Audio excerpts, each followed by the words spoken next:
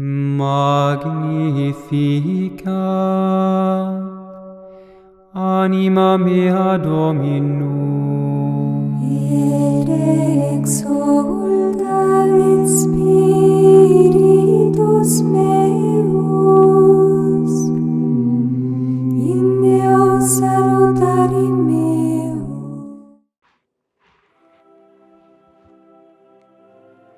Welcome to the new episode of the theme Saint Teresa of Avila, Mother of Interior Souls. Mystics, men and women, hail from common folk.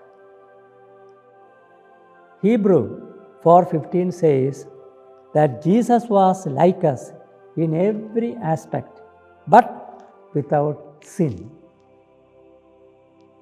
Karl Marx was wrong when he said, "If you wish to be a saint, cease to be a man."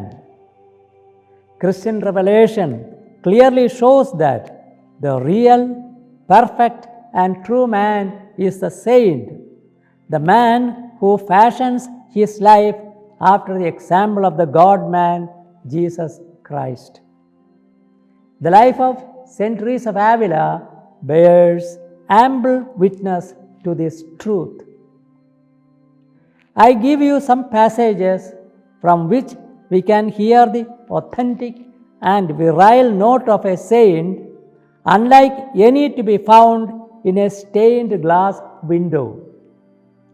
Asking the sisters not to indulge to rest in view of lazy health reason, she said, "Rest indeed. I would say, I need no rest. What I need is crosses." Regarding the construction of a house, she remarked, "We can make use only of a single cell. And what do we gain by its being very large and well built? What indeed? We have not to spend all our time looking at the walls." Here is her humorous remark about the devils. The key element of Saint Teresa's teaching about the devil, so psychologically and spiritually sound, is the utter uselessness of all fears concerning him.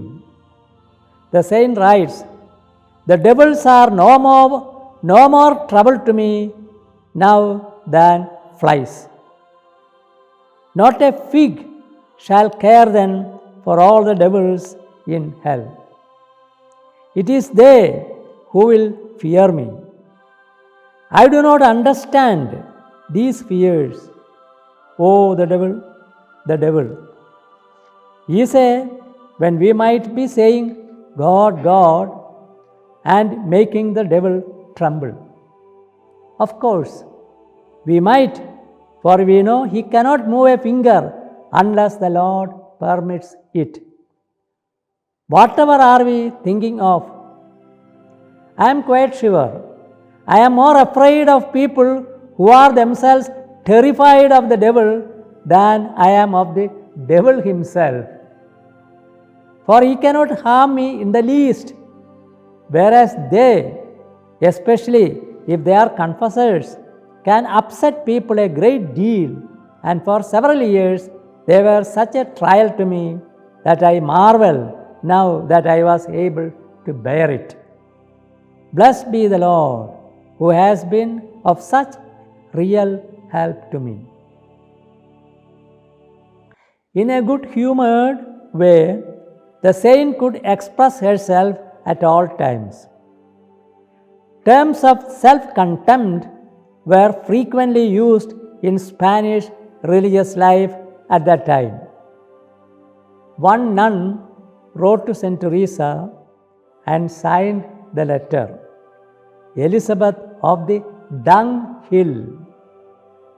And Teresa responded tartly, "I hope you mean that, and they are not just words."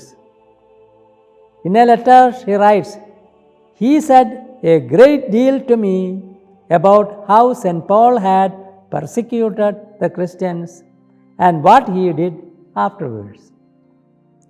If only he does 1/10 as much for God as St. Paul did, we will forgive him the whole of his misdeeds, both past and future.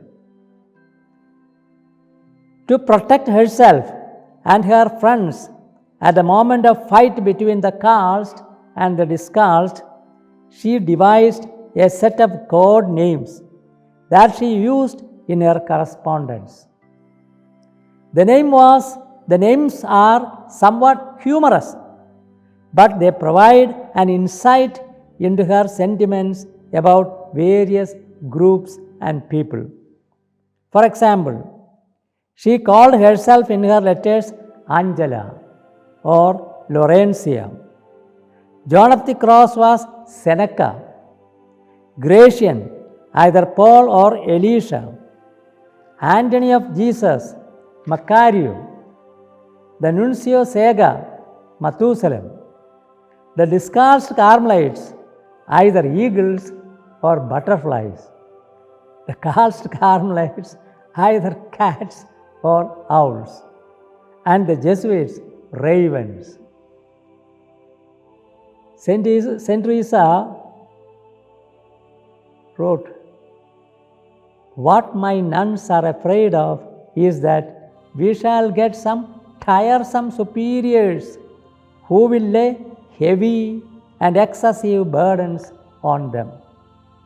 That will lead us nowhere."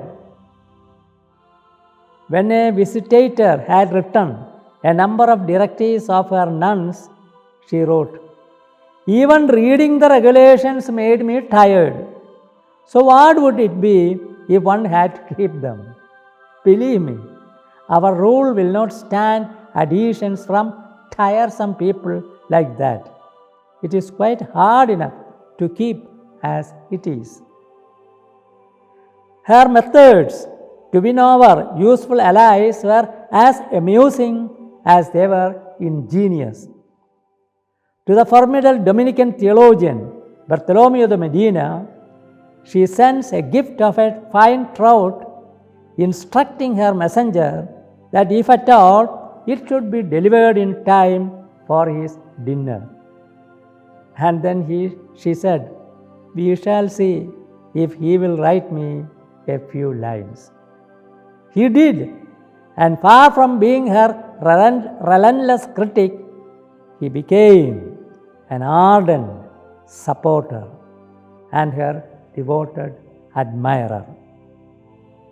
With the Jesuits, she used different tactics.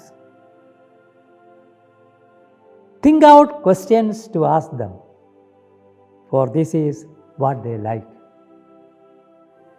So this was her advice to the superior of the Carmel in Seville. You can now understand how human is a mystic like Saint Teresa of Avila. Thank you.